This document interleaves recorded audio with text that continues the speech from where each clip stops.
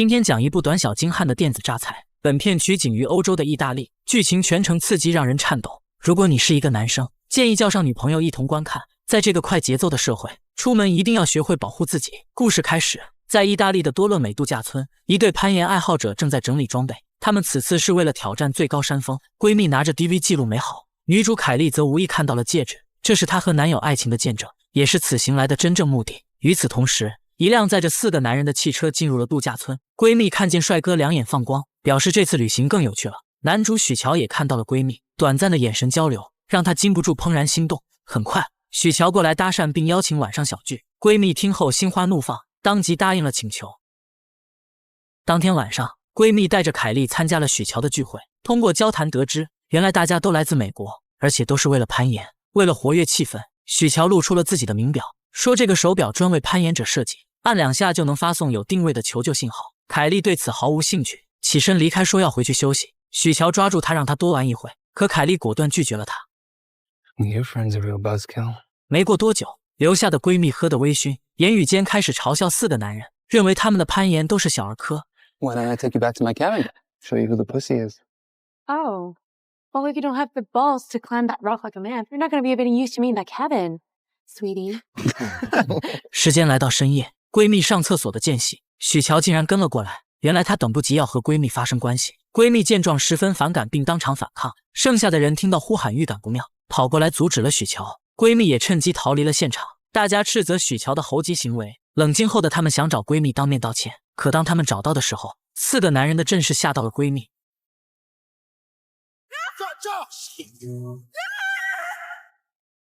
闺蜜的惨叫声惊醒了凯莉，她赶回篝火堆查看情况，然后转身进入丛林继续寻找。另一边的4个男人绕到山下，看到全身骨折的闺蜜，当即想要报警救人，可许乔却阻止了这个想法。他认为这是杀人未遂，出去后肯定是要判刑。随后他捡起一块石头，当场砸死了奄奄一息的闺蜜。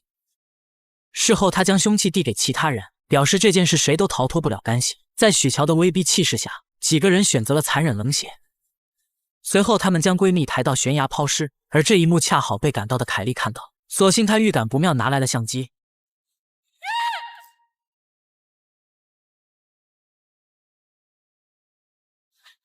Kelly, the camera. Get her.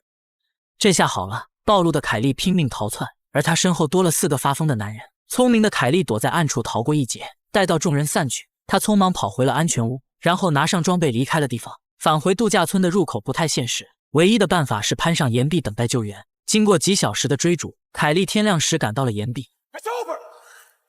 男人在没有装备的情况下，紧随脚步爬了上去。凯莉不是一般的攀岩者，她的速度很快，但后面的男人急火攻心也很快，在爬了几米后就追上了凯莉。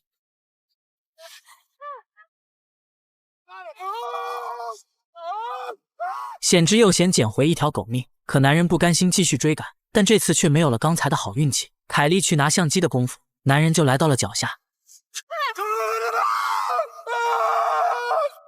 凯莉暂时摆脱了追兵，但她却不敢有一丝松懈。下面的许乔气急败坏，大声叫嚣要让凯莉死相难看。受伤的男人被运回了安全屋，在简单包扎后，3人继续去追凯莉。此时的凯莉正在短暂休息，片刻后她换上了登山专用鞋。3个男人带着装备赶了回来。查克捡到一部手机，许乔拿来一看，竟然是凯莉的。望着高耸入云的岩壁，许乔说直接攀岩肯定追不上目标，计划爬到中间段，然后走路上山，这样能赶在凯莉前面到达山顶。说完这些，许乔要回去一趟，因为攀岩手套落在了安全屋。待到许乔走后，泰勒试图说服查克，他认为没有必要继续追赶凯莉，因为这一切都是许乔惹的祸。查克不认同泰勒的说法，他说做兄弟的要有难同当。随着时间的推进，凯莉爬过了有山路的中间段，这时有一条蛇缠在了手臂上，他屏住呼吸不敢动弹。这种山蛇很常见，只要不碰它就不会有事。另一边的许乔3人也爬到了中段，他们将设备拉上来，望着头顶还在攀爬的凯莉，许乔3人决定短暂休息。凯莉拿出水瓶补充能量，可不小心将水瓶掉了下去。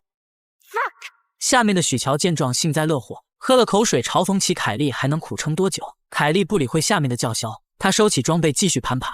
在夜晚来临之际，凯莉发现了一个小平台，这里有别人留下的帐篷，说明此处适合休息和调整。经过艰难的奋力一搏，凯莉终于得以缓了口气。与此同时，许乔3人沿着山路向上，很快来到了岩壁的顶端位置。正如许乔预想的一样，他们赶在了凯莉的前面。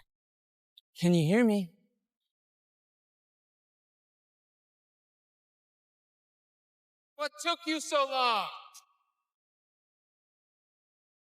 此时所有人都明白，凯莉已经陷入了绝境。她没有手机通讯，也没有装备支持她下去。结局除了慢慢等死，就只能乖乖服从许乔的要求。凯莉是一个顽强的女人，作为一名顶级的攀岩者，面对这种情况，她没有丝毫的畏惧。凯莉拿出膨胀螺钉，然后在头顶打了一个挂钩。原来她想将帐篷吊起来休息。夜幕很快降临，许乔在上面继续叫嚣，而凯莉则躲进了帐篷。她拿出男朋友送的戒指，然后挂在了脖子上。她认为许乔晚上不会有动静，于是安然地躺下准备休息。可结果，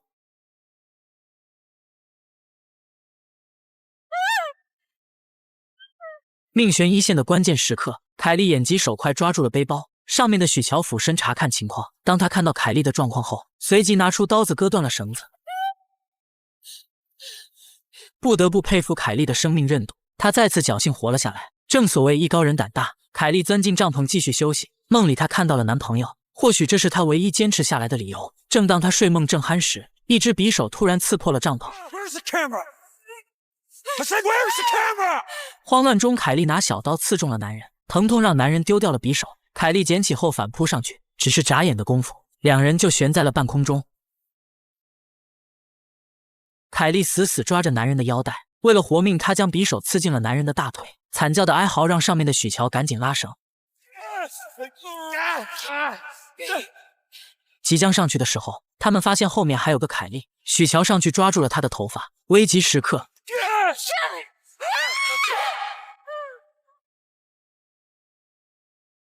悬挂的帐篷救下了凯莉。就当她顺着支架落脚后，帐篷也坚持不住掉了下去。现在的凯莉还有一个装备包裹，这是她接下来唯一能生存的东西。另一边的许乔三人调整讨论，受伤的查克大腿被刺穿，如果不下去就只有等死的份。泰勒认为当务之急先送查克下山，然后他们再想办法。望着拽下来的戒指，许乔答应了泰勒的提议。然而等到了深夜，查克颤巍巍起身小便，可结果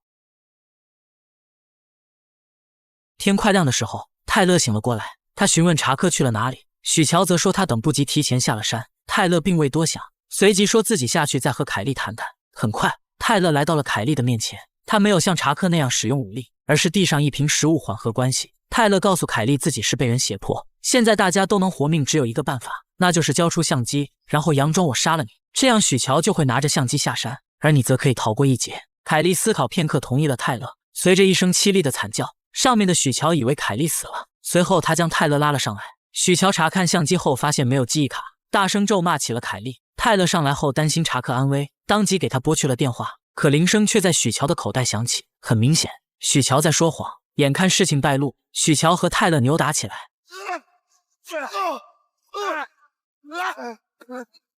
泰勒最终不敌许乔倒了下去，然后又被捆了结实。No, George, no. I'm sending you a gift, Kelly. 许乔将泰勒点燃，紧接着一脚踢了下去。活生生的人挂在凯莉面前，这一幕深深刺激了他。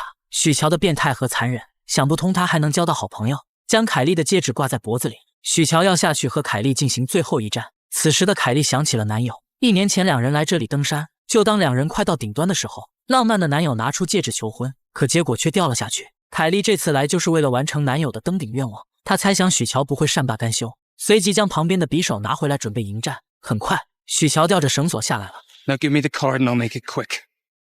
You're never, ever getting that card.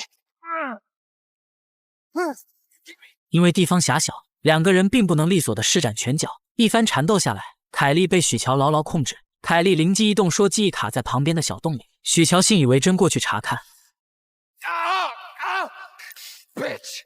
恼羞成怒的许乔荡过来抱住凯莉，然后狠狠地掐住了她的脖子。男女的较量显而易见，落在下风的凯莉却丝毫不惧，她急中生智顶了老乔的二哥，并顺势砍断了他的绳索。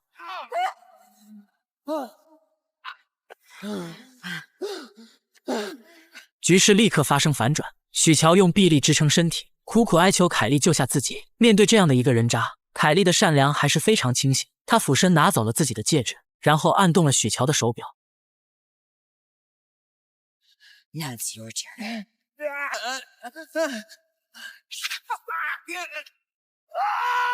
就这样，凯莉一人干掉了4个男人。摊开手掌，冥冥中好像是男友保佑了自己。次日清晨，凯莉迎着灿烂的朝阳，鼓足勇气继续向上攀爬，最终她来到了岩壁的顶端。在这一刻，凯莉不仅救赎了自己，也完成了她和男友的约定。至此，本片结束。虽然剧情有些槽点，但它告诉我们的意义却远大于此。人生中可能会遇到绝境，但请记住，只要坚持就没有解决不了的问题。感谢老铁们的关注，我们下期精彩继续。